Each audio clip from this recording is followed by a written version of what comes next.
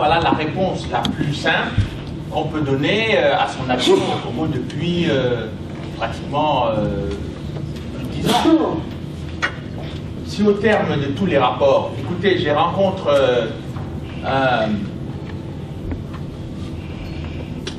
un haut fonctionnaire des Nations Unies en Afrique, il me pose la question de savoir mais qu'est-ce qui se passe? Qu'est-ce que vous êtes en train de faire là avec le Rwanda et tout ce qui se passe à l'est du Congo?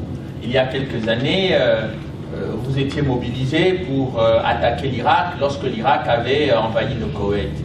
On a décidé de faire la peau à Saddam Hussein à ce moment-là. Qu'est-ce qui justifie la générosité avec laquelle vous accueillez le Rwanda, etc. Il me dit, monsieur Nana, les choses sont très simples.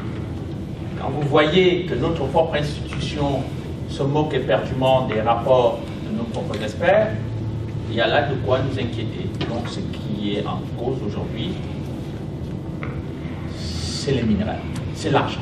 Il n'y a que ça qui peut rendre les gens aussi aveugles et presque aussi irrationnels.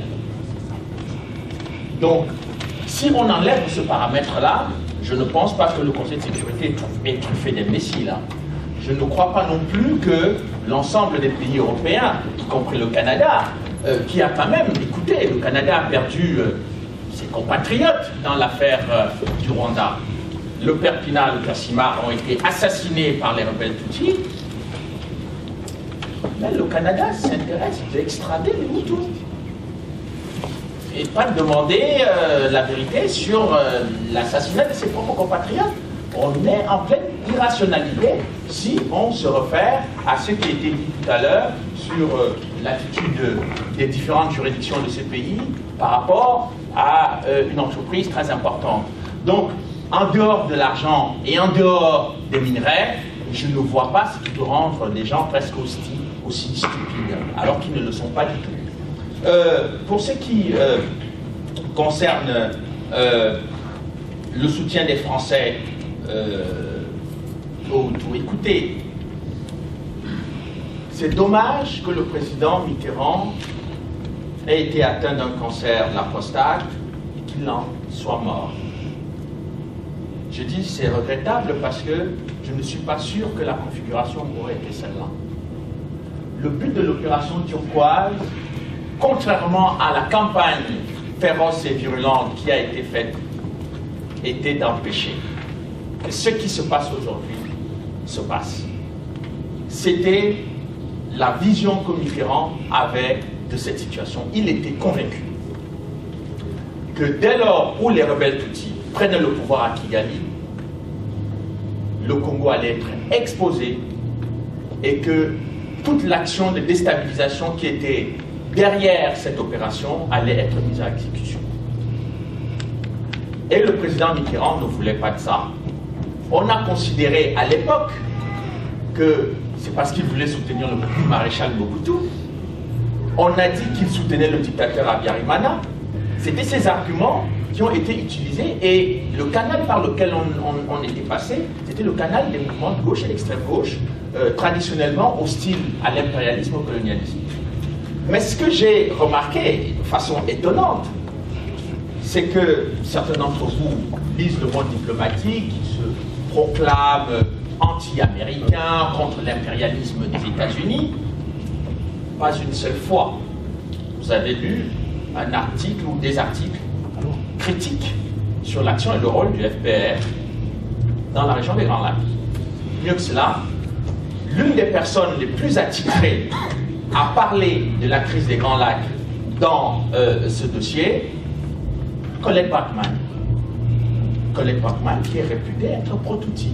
Comment voulez-vous, donc si vous voulez, le management qui a été fait par les soutiens américains et britanniques du FPR ont su par quel canal efficace toucher l'opinion et comment l'opinion allait relayer avec une efficacité redoutable la version qui était la leur. Donc du coup, vous vous retrouvez avec des militants de gauche et d'extrême gauche qui soutiennent la politique américaine sans s'en rendre compte dans le dossier du Rwanda et des Grands Lacs.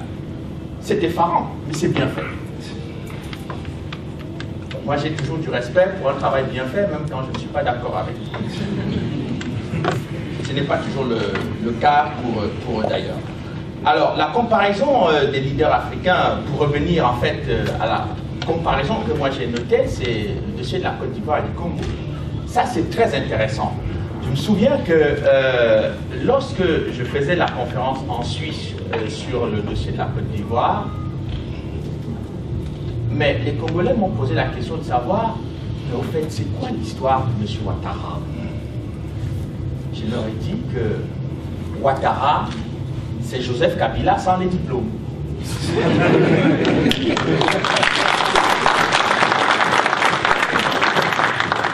Et finalement, quand vous regardez le scénario, il est le même.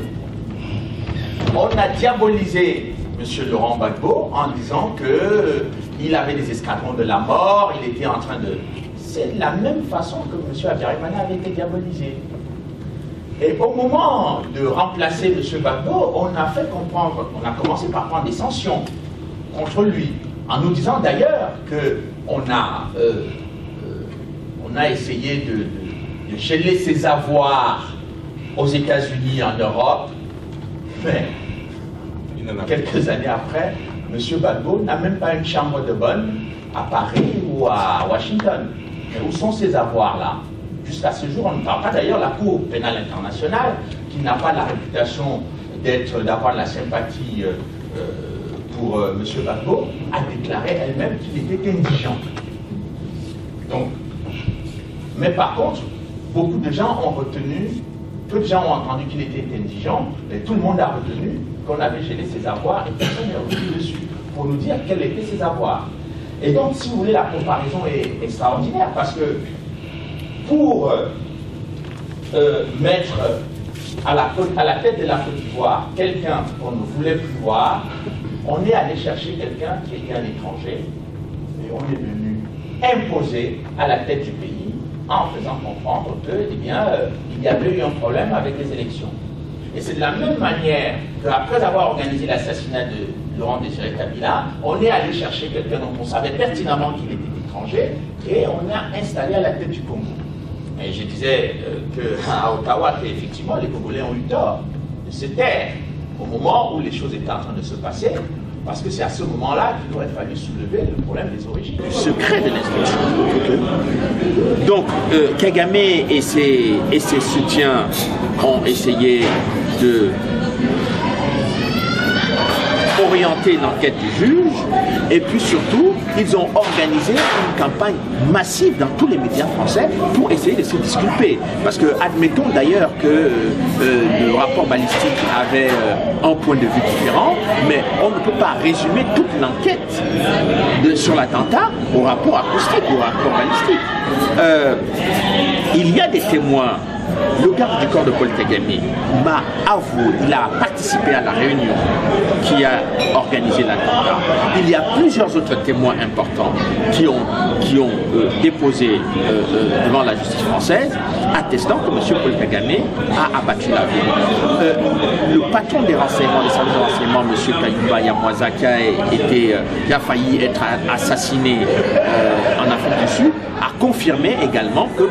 Kagame est l'organisateur de l'attentat. Donc, il y a dans ses propres rangs beaucoup de témoignages concordants et très documentés qui confirment que c'est lui qui a pris l'initiative. Monsieur Nana, avant que nous puissions mettre fin à notre entrevue, pensez-vous que le phénomène congolais guette également d'autres pays d'Afrique? Si la réponse est oui, où en est-on? Mais la réponse est malheureusement oui. Parce qu'avant le Congo, on a dépassé le Soudan. Aux yeux et aux vues de tout le monde. Et les gens ne se sont pas sentis concernés. Mais lorsque la tragédie du Darfour avait commencé, les médias du monde entier disaient que ce qui s'est passé au Darfour était inacceptable, il y avait un génocide contre les Noirs et qu'on voulait finalement que le Sud-Soudan soit divisé pour que, du Nord-Soudan pour que le Sud-Soudan puisse se développer. mais je disais que cet argument était fallacieux. Au moment où je le disais, mais les gens disaient non, mais M. Nana ne comprend pas que je suis allé au Soudan. J'ai vu ce qui se passe là-bas et j'ai compris que ce qui se passe là-bas est loin de la vérité. Et surtout, j'ai compris que les ambitions énergétiques des grandes puissances au Soudan, puisque la Chine est rentrée dans le jeu du pétrole soudanais, lorsque le président al-Bashir s'est retrouvé asphyxié par les sanctions de l'ONU qui avaient mis, et surtout des États-Unis qui avaient quasiment mis le Soudan sur le banc des pays qui soutiennent le terrorisme international, eh bien le président al-Bashir s'est tourné vers la Chine.